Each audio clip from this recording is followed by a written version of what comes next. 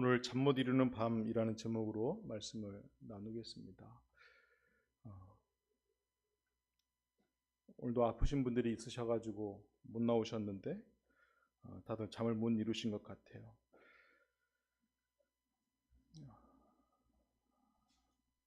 오늘 본문에 야곱이라고 하는 사람이 등장합니다. 지금 매일 성경 주제가 계속 아브라함과 이삭과 야곱과 에서 그리고 이제 그 후손들에 대한 이야기인데요. 설교자의 책임 중에 하나는 이런 게 있는 것 같습니다.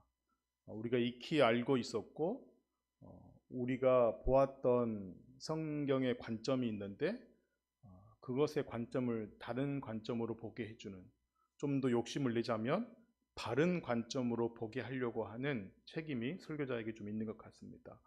그런 의미에서 우리가 아브라함과 이삭과 또 에서와 야곱을 볼 때 에서는 나쁜 사람, 야곱은 착한 사람, 이런 단면적인 시선을 좀 버려야 될 때가 되지 않았나, 이런 생각을 좀 해봅니다.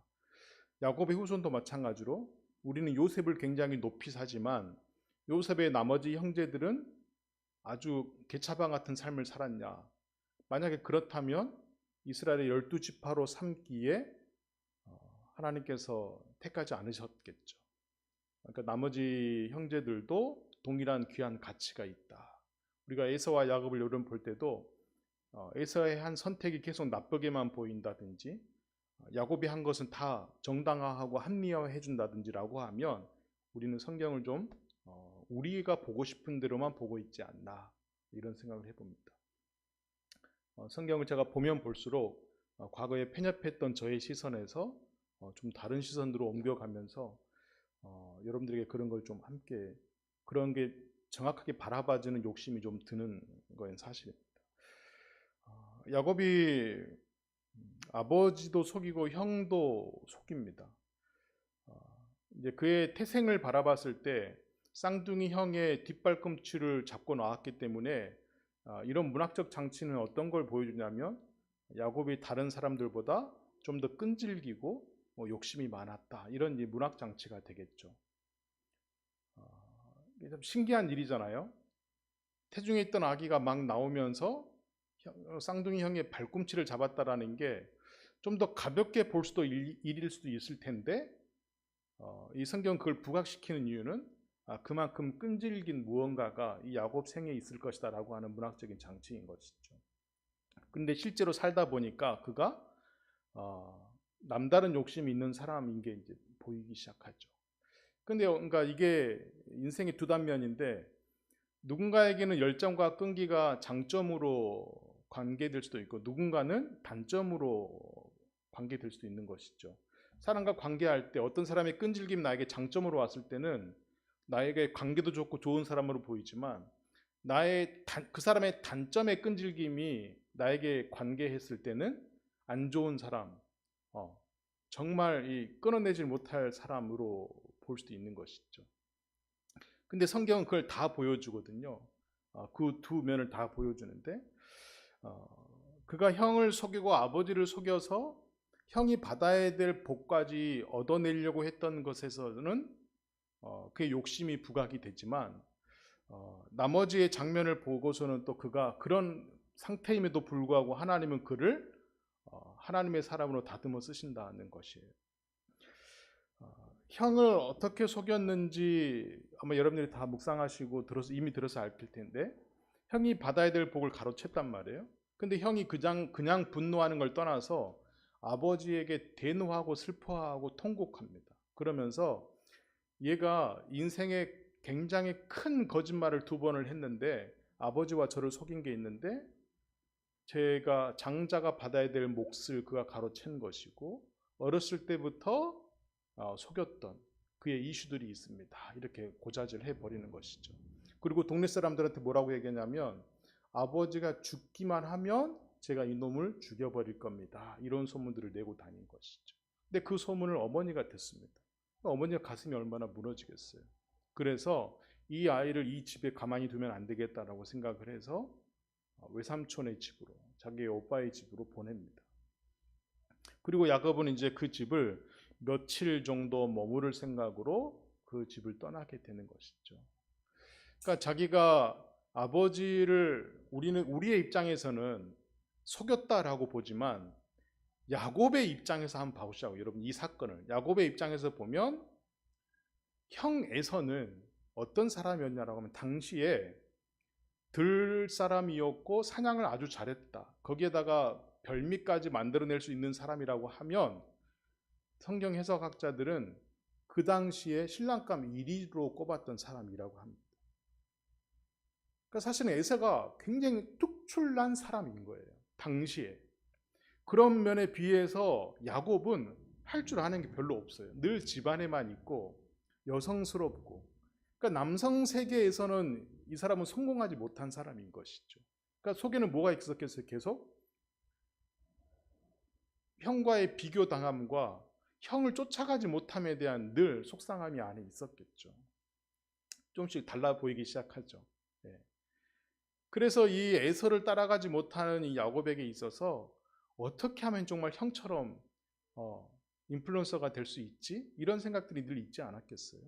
그러니까 형이 받아야 될 복에 대해서 자기가 좀 받고 싶어 했던 갈망함이 있었을 겁니다. 제가 이번 주에 이제 동료 목회자들이랑 통화를 하는데 한 두세 분을 갑자기 좀 이렇게 깊게 통화를 하게 됐어요. 근데 제가 보니까 이 두세 분의 목회자랑 통화를 하고 만나면서 느낀 게 뭐였냐면, 이분들이 이제 40, 50대인데 인생의 중년기 때인데 제가 몇 년 전에 겪었던 번아웃을 이분들 고 오겠구나 하는 좀 안타까움이 든 거예요.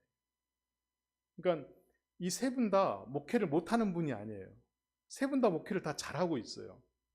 네, 청빙을 받아서 청빙을 받은 이후에 교회가 안정돼 가고 있고 또 가정도 잘 꾸리고 인격적이고 하나님을 계속 사랑하고 교회를 너무 사랑하고 이런 분들이에요.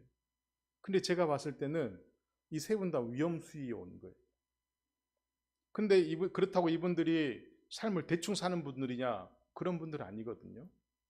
교회도 너무 사랑하고 가족도 너무 사랑하고 최대한 열심히 사는 분들이에요. 근데 제가 봤을 때는 삐용 위험이 감지되는 거예요. 무슨 말인지 여러분 아시겠어요? 여러분, 우리가 다 지금 그런 상태잖아요. 우리 중에 열심히 안 사는 사람이 어디 있어요? 다 열심히 사는 사람들인데 우리 스스로 뭘 임재하고 있어요? 내가 이대로 계속 가면 안 될 것 같은데. 우리 다 그런 생각하고 있잖아요. 이대로 계속 살다가 이건 아닌 것 같은데. 중병이라도 들 것 같은데. 저는 야곱도 그런 선택이라고 보는 것이에요. 그러니까 형의 것을 무조건 빼앗고 이런 차원이 아니라 그가 살려고 그런 선택을 하는 것이죠. 그리고 나서 그가 길을 떠나서 홀로 외로움과 고독 가운데 들에서 잠이 들거든요. 이게 이제 노숙인지 유숙인지 어쨌든 당시에서는 길에서 잠드는 게 이상한 일은 아니었겠죠. 그래서 길에서 잠들고 돌을 베개 삼아 잠을 들었다. 불편한 잠자리였을 겁니다. 고민도 되었을 것이고 기약이 없잖아요. 언제 돌아온다? 언제 무언가가 해결된다? 그리고 가진 장점이라고는 하나도 없는데 그 우유부단한 성격으로 어떻게 세상을 살아갈 것인지 여러 가지 고민이 될 거예요. 그런데 그가 꿈을 꾸기 시작합니다. 근데 이 꿈 속에서 땅에서 시작한 사다리가 하늘 끝에 닿은 사다리를 보게 되고 그 사다리 위아래로 하나님의 사자들 천사가 오르락 내리락 하는 것을 발견하게 됩니다. 그리고 바로 그 옆에 여호와께서 서 계신 것을 목격하게 됐죠. 이게 지금 다 꿈 안에서 일어난 일이에요. 저도 사실은 이 목회하기 전까지는 꿈을 잘 안 꾸는 사람이었거든요. 꿈을 목회하면서부터 많이 꾸기 시작한 것 같은데 그만큼 좀 주변에 대한 생각, 걱정, 근심이 좀 많아졌다라는 걸 반증하는 거겠죠. 그러니까 꿈 안 꾸고 그냥 저녁에 자서 아침에 8시에 7시에 출근할 때 딱 일어난 사람이면 가장 행복한 사람이라고 저는 생각이 드는 거예요. 가장 건강 유지도 잘 되고 기초 대사량도 좋은 사람인 거죠. 근데 저처럼 중병도 있고 기초 대사량도 없고 걱정도 많은 사람들이 계속 깨는 사람들이 이제 힘든 거죠, 인생. 그가 이 잠 못 이루는 밤에 딱 하나 갈망했던 게 있다고 한다면 아마 하나님을 찾는 것이라고 쉽게 말하기는 어려웠을 겁니다. 물론 두려움 가운데 있죠. 여러분, 두려움이 두 가지의 방향성인데요. 하나는 누가 나를 어떻게 할 것인가에 대한 두려움도 있지만, 또 반대로 내가 누군가를 어떻게 해버릴 것에 대한 두려움도 있거든요. 그러니까 이 두려움이라는 이 이중성이 내가 해코지를 당할 것에 대한 두려움도 있지만, 내가 누군가를 아프게 할 것에 대한 두려움이 온다고 했을 땐 어떤 선택이든 쉽지 않을 겁니다. 굉장히 계속 고민 중에 있는 것이죠. 아마 야곱의 고민이 그런 걸 거예요. 이 밤잠을 설치면서 잠을 못 자고 살 때 아마 여러 생각이 들었을 겁니다. 아버지에게, 어머니에게 평생 들었던 신앙 교육, 그리고 형의 감정, 그리고 지금 자기의 상태, 그리고 자기의 미래, 오만 생각이 들지 않았겠어요? 근데 꿈에서 그 장면을 보고 나서 얼마나 이 사람이 깜짝 놀랐겠습니까? 세상에 땅에 있는 다사리가 하늘에 닿았고, 그리고 하나님께서 그 옆에 서 계신 그 장면을 보면서 꿈속에서지만 처음으로 하나님을 목격했을 거예요. 그리고 하나님의 서 계심에 대해서 엄청난 두려움을 느꼈다라고 성서는 이야기하고 있습니다. 하나님께서 먼저 찾아와 말씀해 주신 거죠. 근데 그 꿈속에서 뭐라고 말씀하시냐면, 내가 네 할아버지 그리고 네 아버지 그들이 누렸던 은혜, 내가 동일하게 너가 누리게 해줄 것이고, 너의 후손도 동일하게 그 은혜를 누리게 해주고 싶다. 그리고 너의 후손이 불어나고 퍼져서 다시 이 땅으로 돌아올 텐데, 그때까지 내가 너와 함께 하겠다. 근데 이 동행하신다고 하는 임마누엘의 약속을 해 주신 것이죠. 여러분, 이 정도 약속을 받았으면 자기가 어떤 상태에 있던지 너무 신나지 않겠어요? 꿈속에서이지만. 근데 그가 꿈을 깨고 나서 어떤 생각이 들었냐면, 드디어 아버지가 했던 이야기, 어머니가 했던 신앙 교육이 그때서야 눈에 들어오기 시작합니다. 한번 우리 3절 한번 찾아보실래요, 여러분? 28장 3절. 이때는 그가 아직 길을 떠나기 전이었거든요. 근데 아버지가 했던, 마치 다시 보지 못할 것처럼 이 아들에게 해준 이야기가 있거든요. 3절 한번 읽어주세요. 시작. 전능하신 하나님이 내게 복을 주시어 내가 생육하고 번성하게 하여 내가 여러 족속을 이루게 하시고. 조금 전에 꿈속에서 하나님이 들려주셨던 이야기와 아버지가 들려주셨던 이야기가 같은 맥락 아닙니까, 여러분? 그러니까 여기서 야곱은 생각한 거예요. 엘샤다이, 전능하신 하나님이라고 하는 게 남의 하나님, 타인의 하나님이라고만 생각을 했고, 우리에게 설교를 들려주는 목사님, 우리에게 좋은 지식을 주는 나에게 영적인 멘토들, 이런 사람들이 만난 하나님인 줄 알았는데, 야곱이 아버지가 자기가 떠나기 전에 들려주었던 마지막 인사처럼 했던 그 말이 조금 전에 꿈속에서 보았던 하나님께서 했던 말씀과 일맥상통했다는 거예요.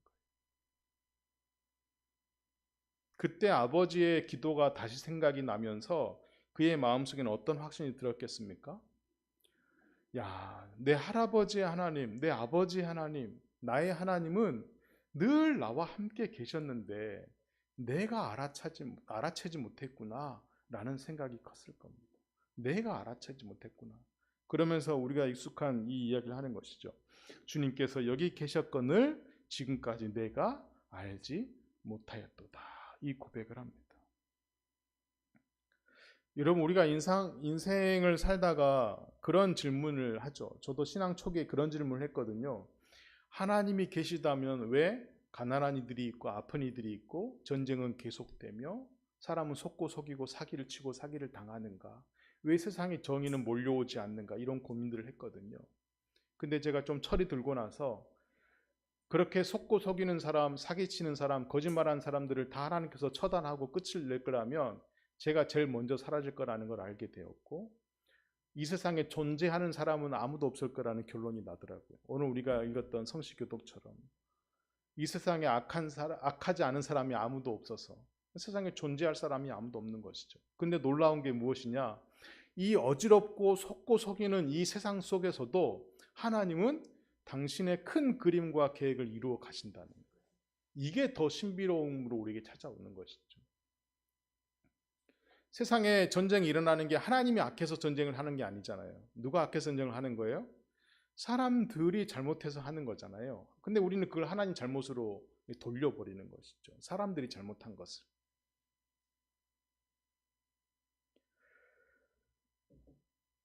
아마 이 야곱은 여기서 하나님의 두려움의 존재를 그렇게 인식했을 겁니다. 지금까지 자기의 하나님이라고는 인식을 못했는데 처음으로 자기의 하나님, 내 하나님이라고 하는 인식을 했을 겁니다. 그러면서 그 하나님이 자기의 하나님일 수 있다는 게 두려웠을 것이고, 지금까지 나와 함께 하셨는데 내가 알아차지 못했다는 것 때문에 두려웠을 겁니다. 그리고 이제는 내가 하나님을 알았는데 그러면 이제 나는 어떻게 살아갈 것인가에 대한 두려움이 또 있었을 것입니다. 그리고 그곳 이름을 베델이라, 하나님의 집이다. 하늘의 문이 열려서 내가 이곳이 하나님의 집인 걸 알았다라고 상징 삼기를 원합니다. 그래서 베개를 삼았던 돌을 가져다가 그것을 상징 삼아서 하나님의 집이다라고 새로운 자기만의 이름을 붙여놓기 시작한 것입니다. 그리고 본문의 마지막에 얘기하면 내가 이곳으로 다시 하나님께서 돌아오게 하시면 당신 나를 양식으로 옷으로 돌보셨다라는 사인으로 알고 제가 하나님께 11조를 드리겠습니다.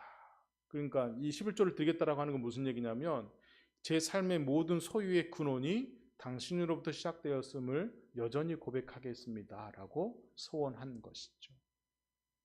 그러니까 결국 지금 야곱이 여기서 하나님 은혜를 맛본 건 무엇이냐면 처음으로 자기를 인격적으로 만나셨던, 자기를 두려움 가운데 있는 자기를 찾아오셔서 동행하시겠다고 하는 약속하셨던 하나님에 대해서 내 하나님이라고 고백하기 시작한 장면이 바로 여기인 것입니다.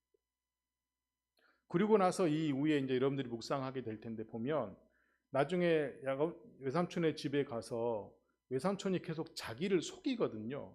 품삯도 속이고 자기의 배우자로 정해준 딸들도 주지 않고 계속 속입니다. 그러면서 야곱이 뭘 봤을까요? 자기의 모습을 보게 됐겠죠. 야, 인생이라는 게 왜 사람을 속일까? 왜 욕심을 낼까? 자기의 연약함과 없음에 대해서 채우려고 하는 거구나. 다 살려고 하는 거구나. 이렇게 보게 될 거예요. 그리고 대한 그 인식이 늘어나니까 외삼촌을 미워하지 않고 이해하게 됩니다. 이해되셔요? 만약에 야곱이요 계속 인생의 결핍으로 있었잖아요. 지금 하나님을 내 하나님으로 받아들이지 못했다면 아마 외삼촌을 죽였던지 뭐 살인했던지 뭐 다른 또 뭐 계속 이런 이슈들이 있었을 거예요. 근데 이상하리 많지 외삼촌에게 덤벼들지 않거든요. 왜 그럴까? 바로 여기서 인격적인 하나님을 만나면서 내가 나를 속인 외삼촌을 보면서 나를 보게 되고 나를 보면서 그런 나와 함께 하신 하나님을 보게 되는 것이죠. 굉장히 귀한 장면인 겁니다. 그리고 나중에 보면 외삼촌의 재산과 자기 재산을 분리해서 떠날 준비를 하는데 외삼촌이 재산을 아무도 주지 않거든요. 근데 아롱진 것, 얼룩진 것, 그런 양과 그런 염소들을 구별해서 자기의 재산으로 삼으려고 하는데 외삼촌이 허락합니다. 왜 허락했을까요? 얼룩진 것, 아롱진 것은 몇 마리 안 됐거든요. 그 나머지는 다 색이 동일한 단색, 흰색의 짐승들이거든요. 그러니까 집짐승들을 아롱진 걸, 얼룩진 걸 나게 하려고 하면은 그럴 수가 없거든요. 여러분 이번 주에 묵상하면 재밌는 거 보실 거예요.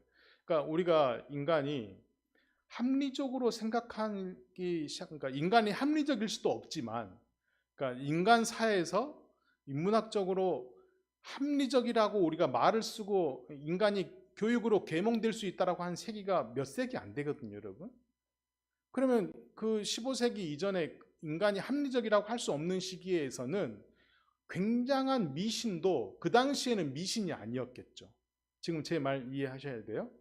우리가 오늘날의 시선으로 봤을 때는 왜 그런 미신적인 행동이냐라고 할 수 있지만 당시에는 미신이 아니었고 꼭 그래야만 되는 거였던 것이에요. 그러니까 야곱이 나중에 외삼촌의 재산을 분할시키기 위해서 냇가에서 이 양들을 물을 먹일 때마다 나무 껍질을 벗겨가지고 알록달록 해가지고 그것을 암컷들이 보게 하거든요. 근데 그게 유전학적으로 그렇게 한다고 해서 얼룩진 게 나오냐고요. 안 나오잖아요. 그러니까 오늘 우리의 시선으로서는 말도 안 되는 행동을 한 거예요. 근데 더 웃긴 거 뭔지 아세요? 하나님이 그의 행동에 응답하신다니까요. 얼룩지고 아롱진 것들이 더 많게 해주셔요. 저는 이 장면에서 너무 신기한 거예요.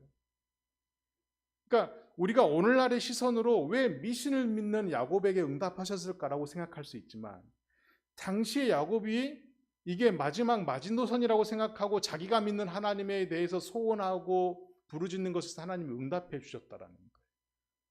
이게 얼마나 하나님이 대단하신 분이세요.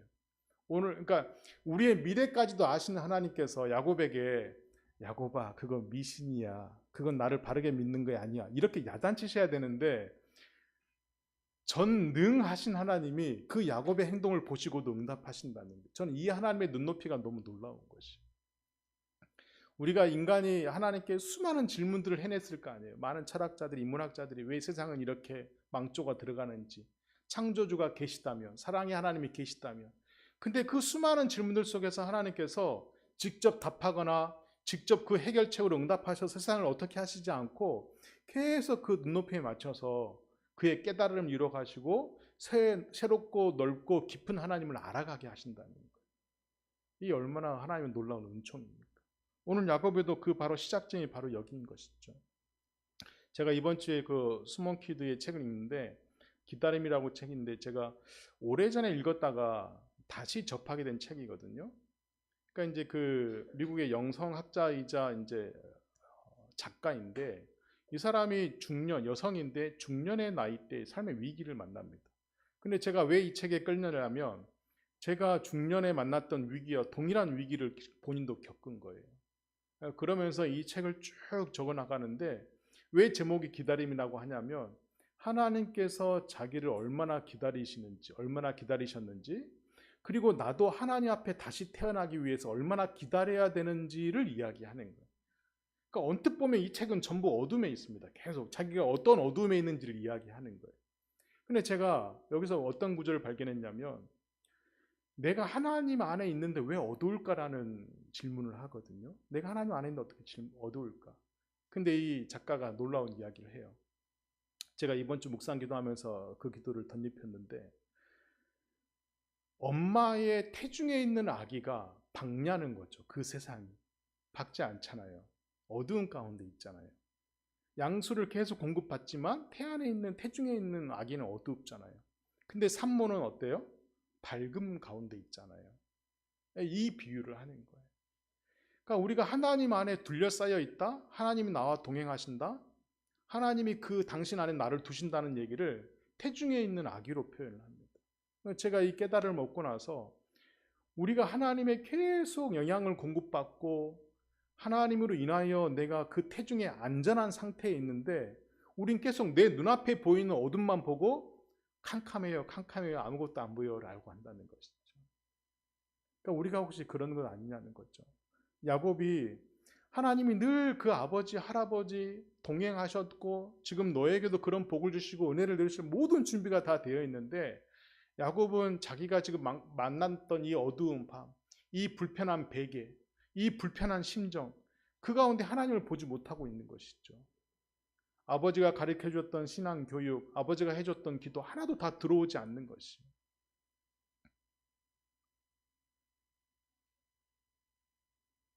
제가 늘 이 자녀들에 대해서 생각하는 꿈들이 있거든요. 이 자녀들이 내가 알고 있는 하나님의 10분의 1만 안다 하더라도 얼마나 그 삶에 생기가 넘치고 기쁨이 있을까. 근데 그것은 저의 삶 속에서 하나님이 저에게 만나 주셨던 때와 영향이 있는 것이죠. 동일하게 제 자녀들에게도 하나님 만나 주실 때와 하나님 인격적으로 고백해서 끌고 가실 때가 또 있을 것이죠. 저는 그걸 기대하고 품는 것이죠. 그러니까 제가 그 시기에 만났다고 해서 동일하게 그 자녀들이 그 시기에 만날 수 없잖아요. 그건 제 욕심인 것이잖아요. 단지 저의 하나님이 되셨던 것처럼 그의 하나님이 되기를 소망하는 것일 뿐인 겁니다. 저는 우리 교우들이 그랬으면 좋겠습니다, 여러분. 여러분들이 기도하는 자리, 하나님이 여러분들 찾아오셨던 그 자리, 그곳이 다 베델이고 하나님의 집이고 하늘 문을 열어주시는 곳이지, 여러분들이 특정한 장소, 특정한 시간을 찾는 것은 그것이 정답은 아니라고 생각을 합니다. 어느 곳에 있든지 하나님을 의식하지 못했던 여러분들의 아쉬움이 있겠지만 언제든 하나님은 우리를 만나줄 준비가 되어 있고 언제든지 우리에게 손을 내밀어줄 준비가 되어 있다는 것이죠. 야곱이 처음으로 하나님을 인격적으로 붙들기 시작했던 이 베델이라고 하는 장소가 여러분들이 어두움 속에 있어서 잠 못 이루는 밤 그곳이 된다 할지라도 그것이 여러분들이 베델이 되었으면 좋겠고, 하나님을 경험하고 경외할 수 있는 장소가 어디이든 그곳이 있다면 그곳이 여러분들의 베델임을 믿고 하나님을 소망했으면 좋겠습니다. 어떤 시간이나 공간에 국한되지 않고 그곳이 어디이든 하나님을 경외할 수 있는 자리라고 한다면 그분이 내 하나님이라고 하는 고백이 저에게 있었던 것처럼 우리 모두에게 있기를 주 이름으로 축복합니다.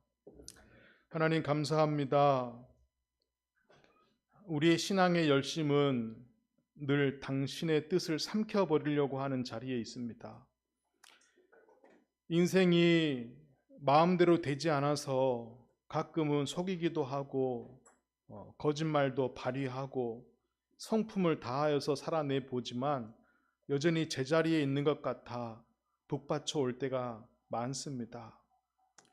그러나 주님께서 우리를 찾아와 말씀하여 주시면 우리는 아무것도 필요 없고 오직 모든 근원이 당신이시며 전능하신 당신만 있다면 얼마든지 살아낼 수 있다고 하는 열심을 주실 때 자비로우신 주님을 만끽합니다.